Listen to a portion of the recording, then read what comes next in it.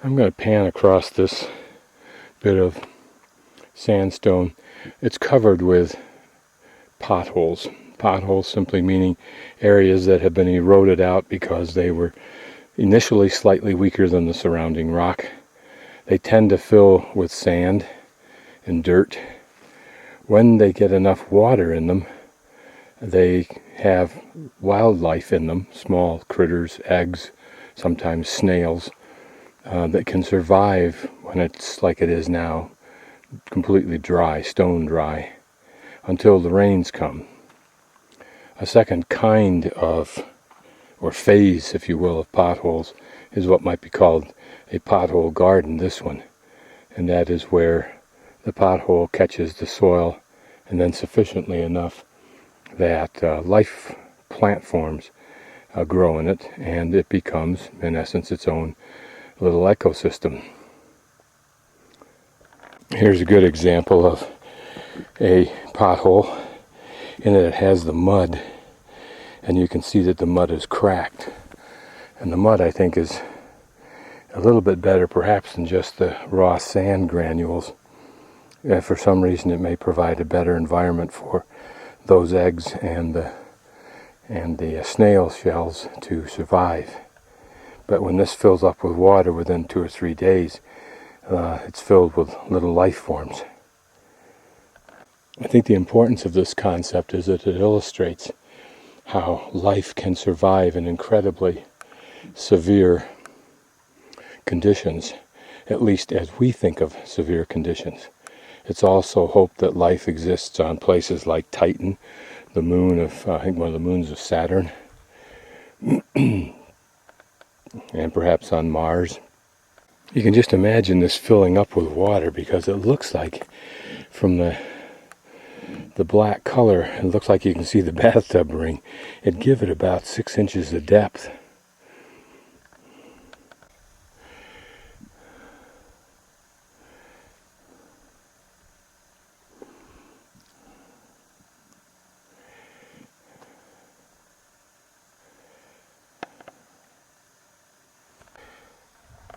I think it's interesting to take note of some of the plant life in the desert.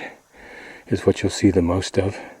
This pinyon tree, some kind of moss, perhaps a moss or an algae, some grasses of some sort, cactus that look like small yuccas or century plants with those tall stalks and the seeds at the top, or seed pods.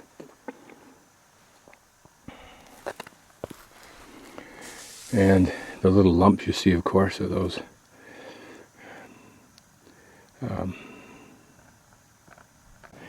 mixes of algae, bacteria. I think they're called cyanobacteria.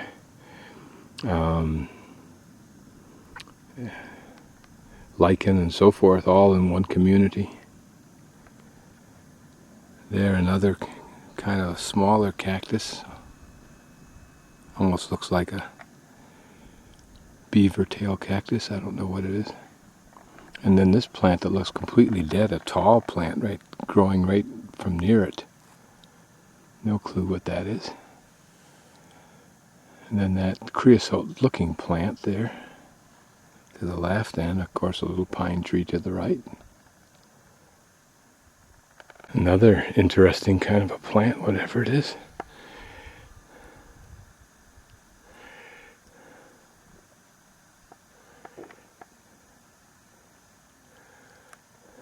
Here a different kind of pine tree with pine cones laden on its branches. What would be interesting to know with all of these potholes, presuming that many, if not all of them, have life forms in them, in this one small area, is there any cross-breeding between potholes? In other words, how do they keep their genetic diversity?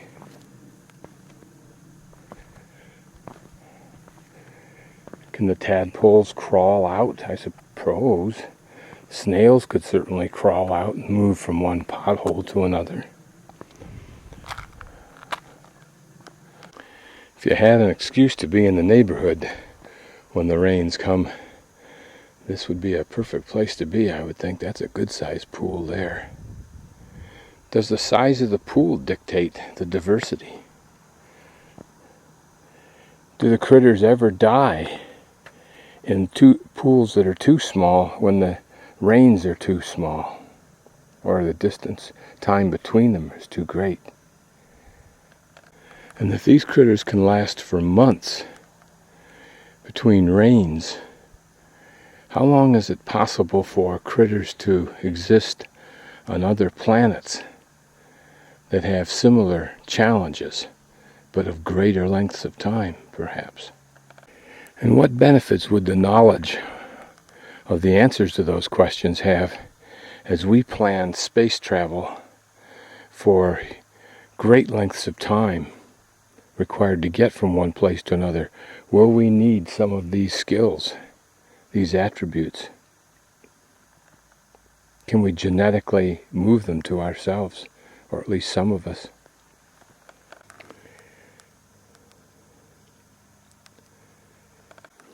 An interesting, colorful plant.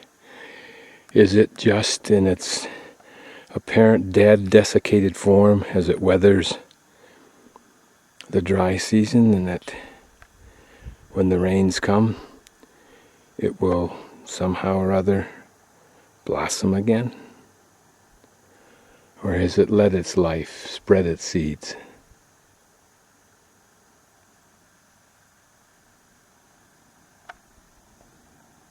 Eureka and Shazam, here is a very large pothole and there's water in it. Let's creep around without disturbing it and see if we can find anything in there. And the answer is yes, we can. That looks like a little tadpole of some sort.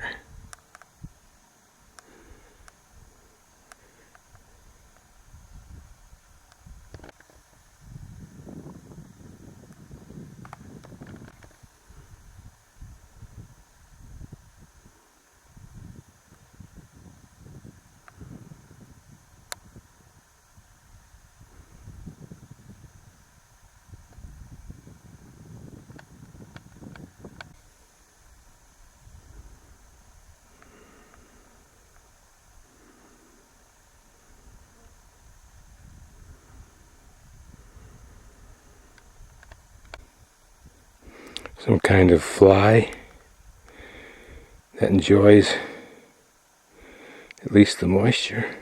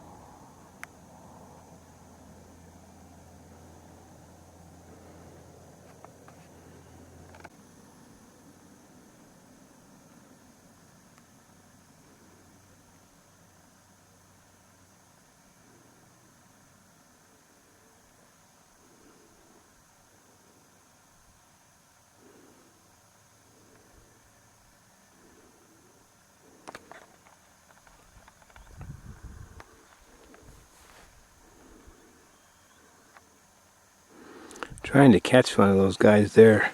I can't get him with a macro lens because he's too fast. Can't even get him with this one.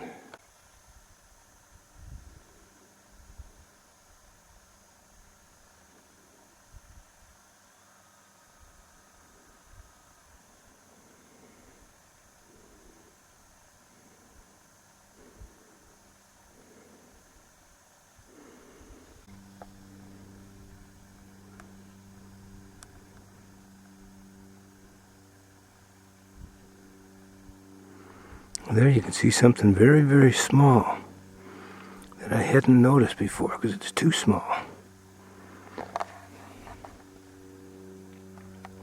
In fact, there's a bazillion of them in there that I hadn't noticed because they were too small. And I can't even see them with the naked eye.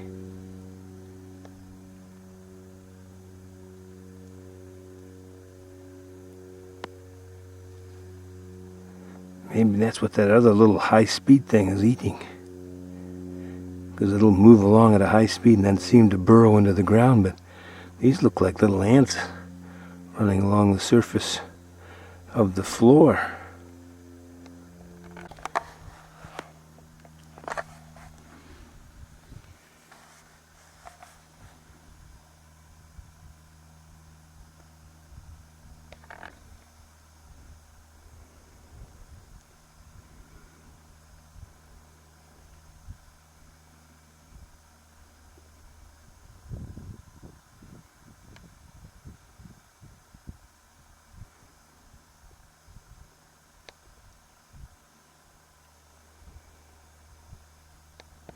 My guess is it will not be long before these little creatures that we're looking at will have to bury themselves in this mud and wait out the dry season, as even this pool gets drier and drier. Here, of course, a large expanse of mud.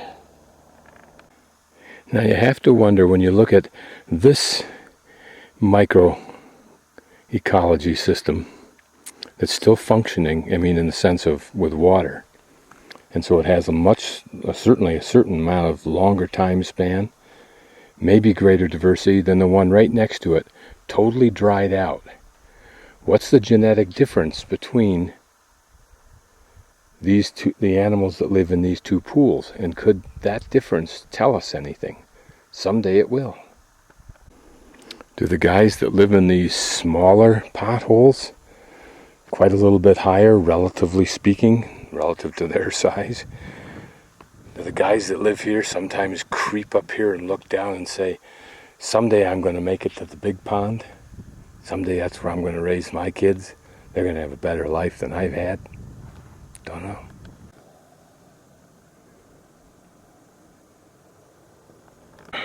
Here's an interesting little plant hiding underneath the shade of this pine tree.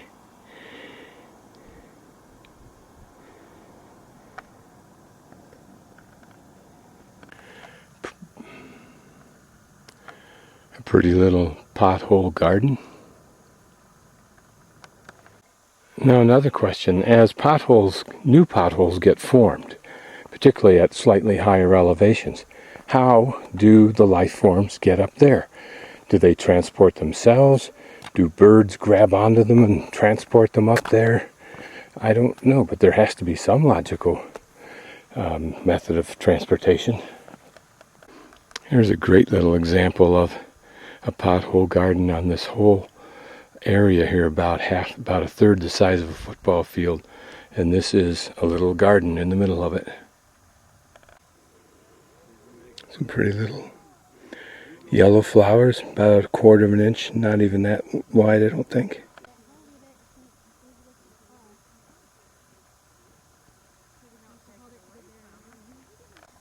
So you have to wonder, what do the red stalks or bark, what benefit does that give?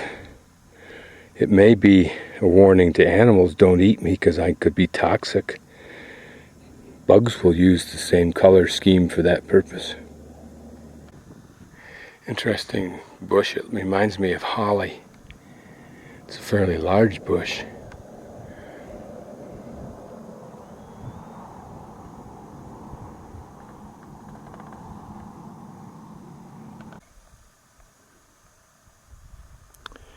Just a pretty drive, a little side drive.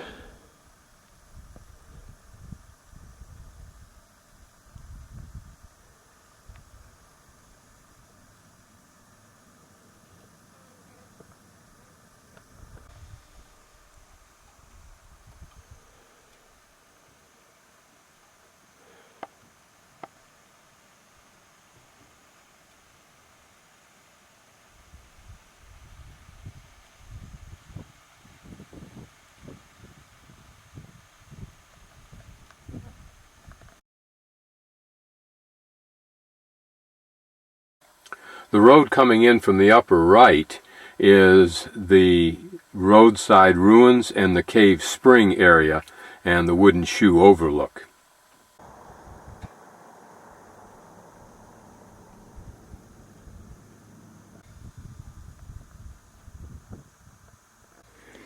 It's a pretty little flower hidden underneath these what look like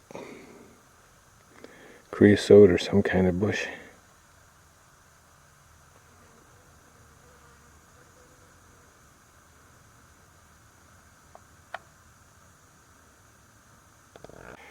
This is the ruin of a granary.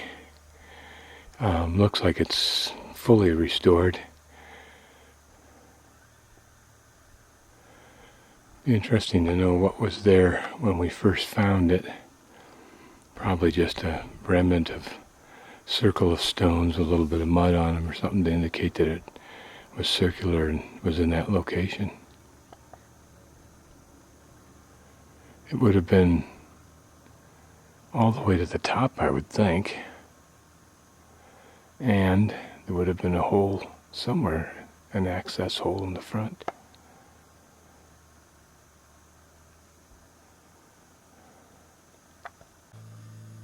This is the first part of the Cave Creek Trail, which I think goes to a spring, goes up a couple of ladders, also goes to a cowboy camp that was built underneath a shelf like this, which, as you can see, is perfect for it. It's a heck of an overhang, though.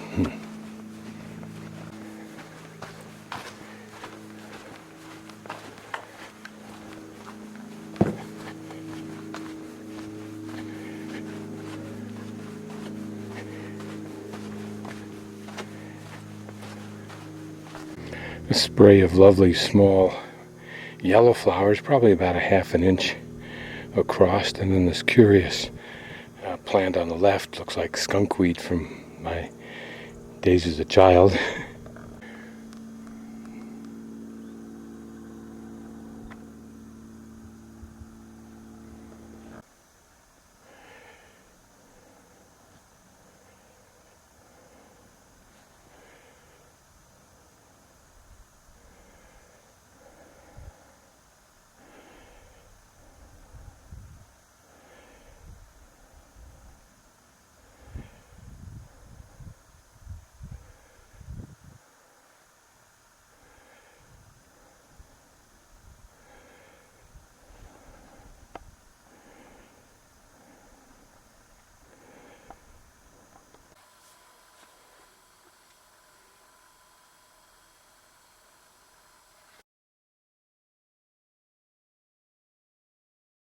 This is the first of two ladders for getting down into this lower portion over there.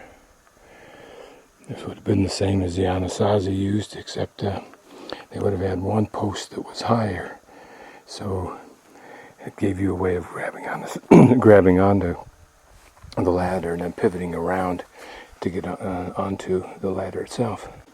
Interesting, this plant that we'd seen earlier in a small version is called Mormon tea. Second ladder makes it a little more interesting.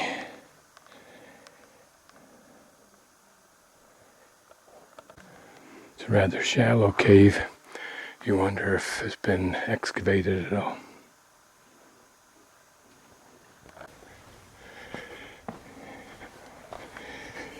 You have to believe if there's water anywhere around here anytime, this becomes an ideal place for one or more small bands of Native Americans to spend some time.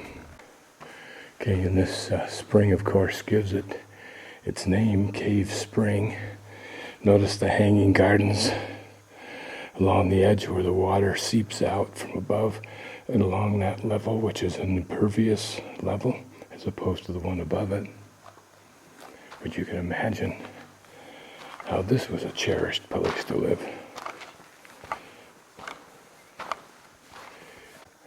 How much of the black on the ceiling is modern fire smoke or a mix of smoke going back thousands of years.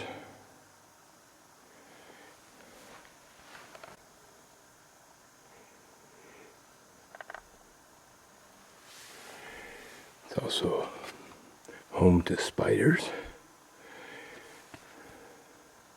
I wonder if the volume of water varies throughout the year or from year to year. Because here you can see that it's reached about as far as it can go with this current volume.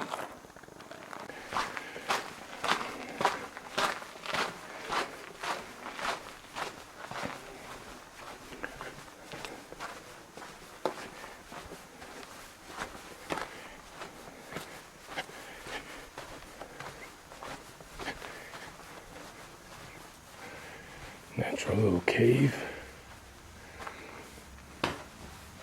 It's quite cool in here. I wonder if there's water that occasionally comes down through here. It looks like it. It might just keep this somewhat refrigerated from evaporation alone. This is apparently some of the older furniture that was used by the cowboys, probably a place to keep supplies, maybe even food, maybe the equivalent of the Puebloan granary.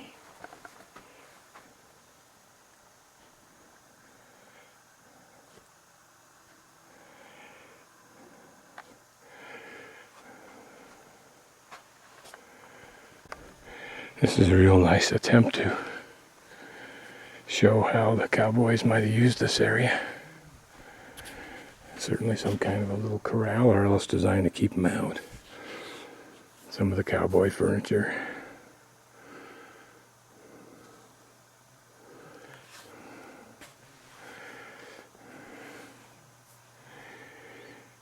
Given how far they are from any kind of city at all, it's interesting to think of this as its own kind of refuge.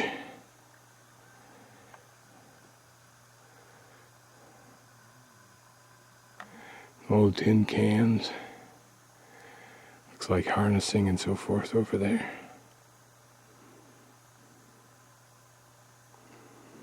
Simple kind of stove. Maybe for cooking. Chuck wagon box, or the equivalent of it.